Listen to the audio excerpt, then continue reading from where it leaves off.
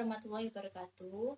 Perkenalkan, nama saya Nia Oktaviana Khairunisa, biasa dipanggil Nia, NIM 202033154. Nah, saya dari program studi Pendidikan Guru Sekolah Dasar kelas D.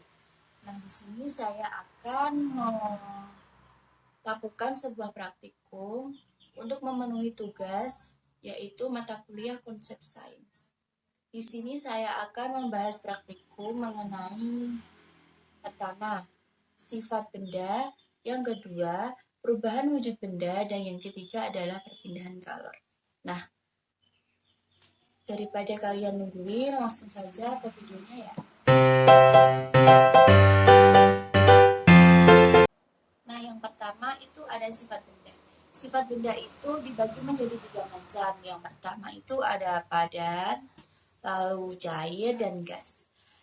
Dan saya memilih benda padat karena benda padat itu mudah didapat di sekitar kita. Contohnya itu seperti meja, kursi, buku, lalu penghapus, lalu ballpoint. Nah, benda padat itu memiliki bentuk dan ukuran yang tetap.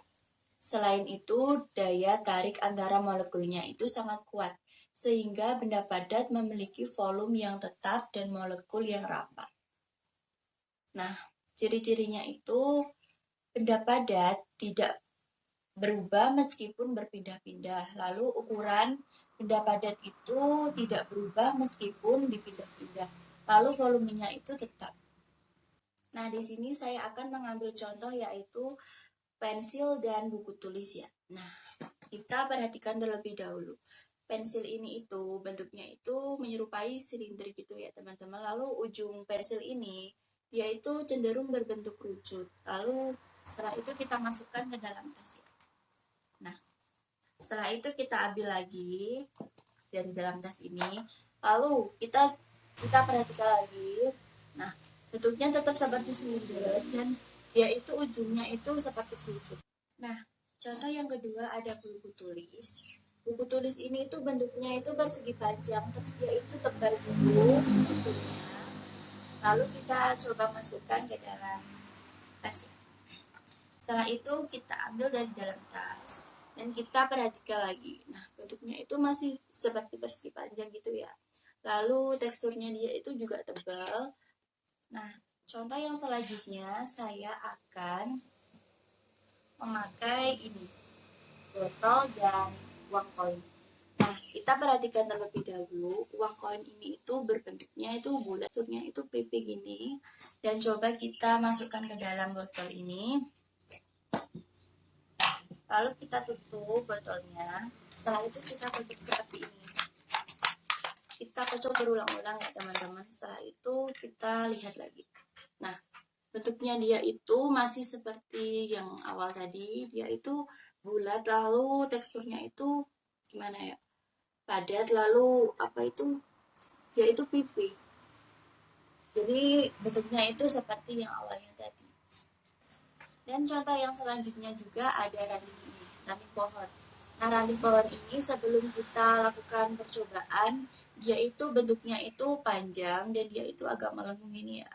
Nah, lalu kita nanti coba patahkan ranting ini, nanti bentuknya seperti apa. Coba kita patahkan seperti ini. Nah, dia itu masih dikatakan sebagai benda padat. Karena apa? Karena dia itu masih melengkung begini. Tapi cuma bedanya itu ukurannya dia itu berbeda. Kan awalnya tadi dia kan panjang dan sekarang dia itu berubah menjadi pendek. Tetapi ini tetap dikategorikan sebagai benda padat. Nah, dari praktikum sifat benda tadi dapat saya simpulkan bahwa benda padat itu mempunyai sifat yang mampu mempertahankan posisi dan volumenya. Dan juga kalian perlu tahu kalau benda padat itu ada juga yang dapat dibentuk, ada juga yang tidak dapat dibentuk.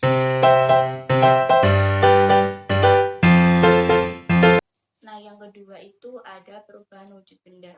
Perubahan wujud benda itu ada beberapa macam, yaitu yang pertama ada menguap, mencair, membeku, menyublim, mengembun, dan mengkristal. Nah, saya di sini akan mengambil contoh yaitu perubahan wujud benda membeku. Perubahan wujud benda membeku merupakan perubahan yang terjadi pada benda cair. Nah, dalam peristiwa ini, zat melepaskan energi panas, lalu pendinginan yang cepat itu akan berdampak pada temperatur kriogenik. Lalu kriogenik? Nah, dalam peristiwa ini, zat melepaskan energi panas, lalu pendinginan yang cepat itu akan berdampak pada temperatur kriogenik. Lalu kriogenik itu apa? Kriogenik itu adalah ilmu yang mempelajari materi dengan temperatur yang sangat rendah. Nah, hal ini dapat menyebabkan suatu zat membeku di bawah titik bekunya.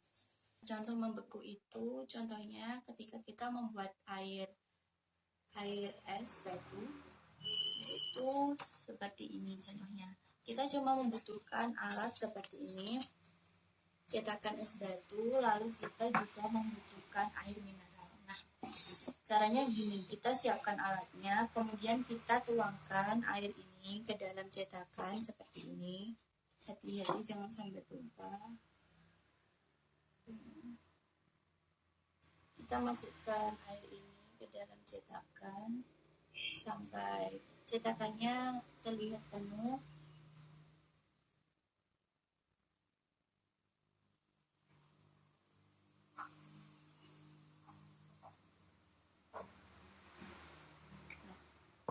Nah, setelah tadi dimasukkan ke dalam cetakan es, kita perhatikan bentuk air ini itu cair ya. Lalu nanti kita masukkan ke kulkas sampai sekitar setengah jam atau 1 jam sampai air yang ada di cetakan ini itu membeku ya. Oke, kita langsung saja masukkan ke dalam kulkas. Nah, kita masukkan cetakan yang berisi air ini ke dalam kulkas sampai airnya itu berubah bentuk menjadi membeku ya. Oke, setelah itu kita tutup kulkasnya sampai kita melihat perubahan yang ada di cetakan tadi. Setengah jam lalu kita ambil ini cetakan es yang tadinya dari air menjadi beku seperti ini. Nah, teman-teman, tadi kan awalnya pas kita masukkan air ke dalam cetakan kan bentuknya cair. Nah, setelah kita masukkan ke dalam kulkas tadi, airnya itu berubah menjadi beku seperti ini. Nah, ini adalah yang disebut sebagai proses membeku.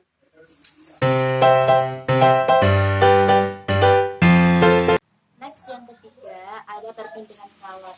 Nah, perpindahan kalor sendiri itu dibagi menjadi 3, yaitu konduksi, konveksi, dan radiasi.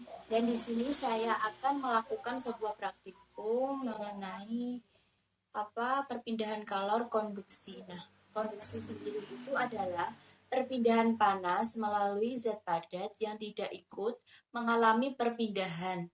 Artinya, perpindahan kalor pada suatu zat tersebut tidak disertai dengan perpindahan partikel-partikelnya.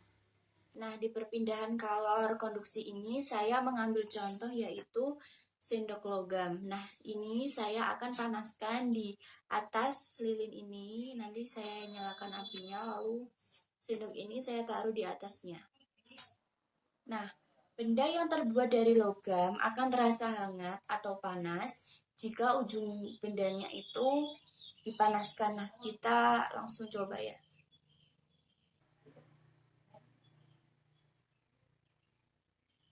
Nah, setelah dipanaskan seperti ini, sendok ini itu terasa panas sampai ke ujungnya sini. Terasa hangat karena apabila logam dipanaskan seperti ini, dia itu akan terasa hangat sampai ke ujungnya. Nah, sekian video praktikum yang dapat saya sampaikan.